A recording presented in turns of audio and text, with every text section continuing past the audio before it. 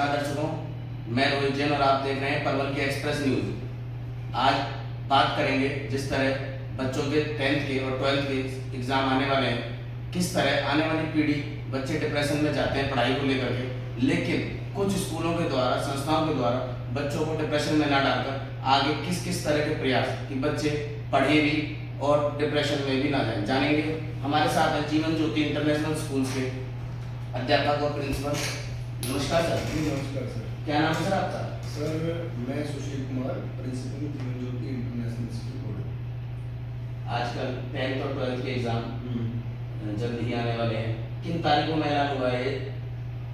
अभी 21 तारीख से मेन जो हमारे एग्जाम्स हैं बोर्ड के वो अभी स्टार्ट होने वाले हैं और रिसेंटली बच्चे अभी प्री बोर्ड्स एग्जाम्स में अपनी प्रतिभा को चेक कर चुके हैं कि वो कितने पानी में हैं, यानी उनकी तैयारी कितनी है।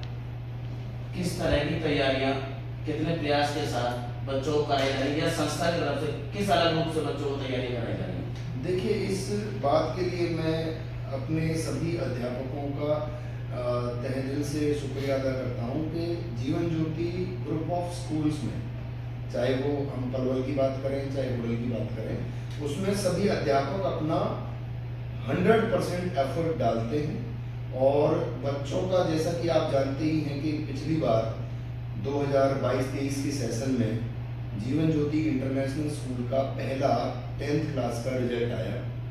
हुडल क्षेत्र में पहले ही रिजल्ट में सीबीएसई में देव कुमार भिडुकी गांव का बच्चा है, उसने हुडल क्षेत्र को टॉप किया। जैसा कि पीछे आप देख सकते हैं कि उसका होर्डिंग भी हमने लगाया हुआ है और आसपास के सभी क्षेत्रों में इसका प्रचार भी है। तो 500 में से 484 अंक, 484 मार्क्स लेकर के देव ने होडल क्षेत्र में अपने अध्यापकों का, माता पिता का, स्कूल का बहुत ऊंचा नाम किया।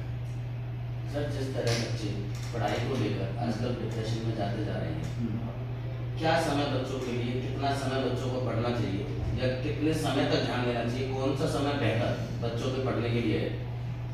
बोर्ड क्लास में जितने भी बच्चे हैं, चाहे वो 10वीं के हों चाहे वो 12वीं के हों, मैं अपनी तरफ से ये सजेस्ट करना चाहूँगा कि उन सभी बच्चों को एक अपना शेड्यूल बनाना चाहिए। उस अपने शेड्यूल में सुबह उठने का समय अर्ली मॉर्निंग का रखना चाहिए, लगभग सभी का 5 बजे के अराउंड होना चाहिए कम से कम, और उनको अपने नियम से कम आधा घंटा मॉर्निंग वॉक के लिए जरूर निकालना चाहिए, क्योंकि मैं ऐसा मानता हूं कि जब तक हमारा शरीर स्वस्थ नहीं होगा तब तक उस शरीर में एक स्वस्थ दिमाग वास नहीं कर सकता है। तो सबसे पहले तो हमें फिजिकल एक्टिविटीज पर और मेंटल एक्सरसाइजेस पर ध्यान देना है। उन सभी बच्चों के लिए ये बहुत अच्छी सलाह रहेगी जो बच्चे बोर्ड एग्जाम्स में अपीयर होने वाले हैं कि वो अपना एक शेड्यूल बनाएं, फिजिकल एक्टिविटीज करें, अर्ली मॉर्निंग में अपना जगने का समय रखें और थोड़ी सी एक्सरसाइज करें, मॉर्निंग वॉक करें और फिर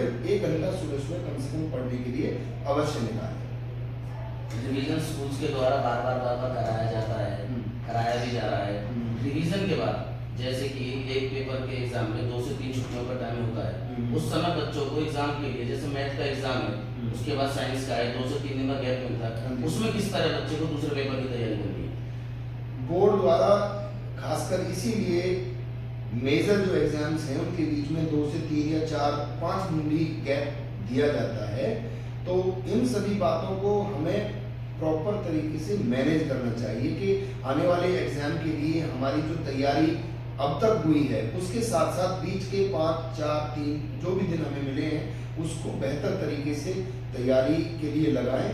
जैसे कि टीचर के साथ में कनेक्टिविटी बनाकर रखें, जो हमारे चैप्टर्स के डाउट्स हैं या जो हमारे टॉपिक्स अभी थोड़े हमें अधूरे लगते हैं उन पर फोकस किया जाए और पिछले साल के, यानी आप 10 ईयर्स ले सकते हैं या उससे भी ज़्यादा भी ले सकते हैं, जो प्रीवियस ईयर क्वेश्चन बैंक्स होते हैं, ताकि ये पता चल सके कि बोर्ड ने आज तक किस तरह की क्वेश्चंस पूछे हैं।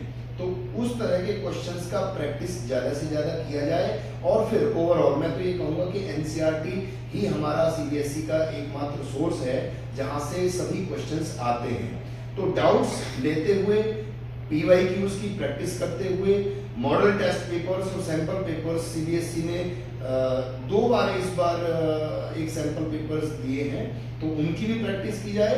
और साथ साथ मार्केट के अंदर बहुत सारे ऐसे रेप्यूटेड ब्रांड्स हैं जो अपने बहुत सारे सैंपल पेपर्स निकालते हैं, तो सैंपल पेपर्स की प्रैक्टिस के साथ साथ ये 3 तैयारी अगर बच्चे उन 3, 4, 5 दिनों में अगर बीच में करें तो उनका मोस्ट चांसेस है कि वो एक अच्छा 90% से अबव स्कोर आराम से कर सकते हैं। पिछले साल देखा गया कि आपके स्कूल के एक बच्चे ने जिले में टॉप करा जी और पहली बार 10th का बोर्ड का एग्जाम इस स्कूल का यहाँ पर था बोर्ड में। जी जी टीचरों ने वाकई काबिल तारीफ काम करा जी। आपके स्कूल की और आपकी लगन थी कि बच्चा आगे निकला। इस साल बच्चों को लेकर कितनी तैयारियां बोर्ड के परिणाम को लेकर करी गई है?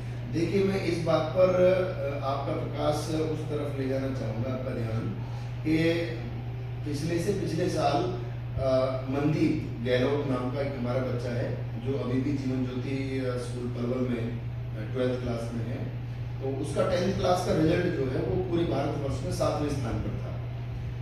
यानी उसने 494 अंक प्राप्त किए थे 500 में से। और अगली साल यशवी नाम की बेटी है जो जीवन ज्योति ग्लोबल स्कूल से है, पलवल से, उसने भी 494 अंक लेकर के पूरे भारत में 7वां स्थान प्राप्त किया। अब Jeevan Jyoti group of schools के 2 स्कूलों ने अपना परचम जो है वो राष्ट्रीय स्तर पर लहरा दिया। अब हमारे स्कूल की बारी स्वतः ही आ जाती है और ये अपने आप में हमारे लिए और हमारे स्कूल के सभी अध्यापकों के लिए और 10वीं क्लास के सभी विद्यार्थियों के लिए एक तरह से। कौन सी क्लास में हो? फिलहाल 12th में आप इस प्रमोट हुए हो। जब आपने यहाँ से 12th 10th करी थी तो कितने परसेंटेज आपके नंबर थे? अब इस साल 12th की पढ़ाई को लेकर स्कूल स्टाफ द्वारा कितनी मदद की जा रही है? आप किस तरह अपनी पढ़ाई को लेकर चल रहे हैं? मैं काफ़ी मेहनत करूँगी। पिछले साल में 10th में 94.6 आई थी, लेकिन अगली बार मैं 95+ लाने की सोच रही हूँ, जिसमें हमारे टीचर्स काफ़ी मदद करते हैं। काफ़ी सपोर्टिव टीचर्स हैं हमारे, प्रिंसिपल सर हमारे एक्स्ट्रा क्लास में करवाते हैं, जिससे कि काफ़ी अच्छा रिजल्ट हमारा 10th में भी आया था और हम 12th में भी लाएंगे। कितने बच्चों को पीछे छोड़कर आप आगे निकलने जा रहे हो? कितने परसेंटेज की आपकी तैयारियां हैं अपने लेकर?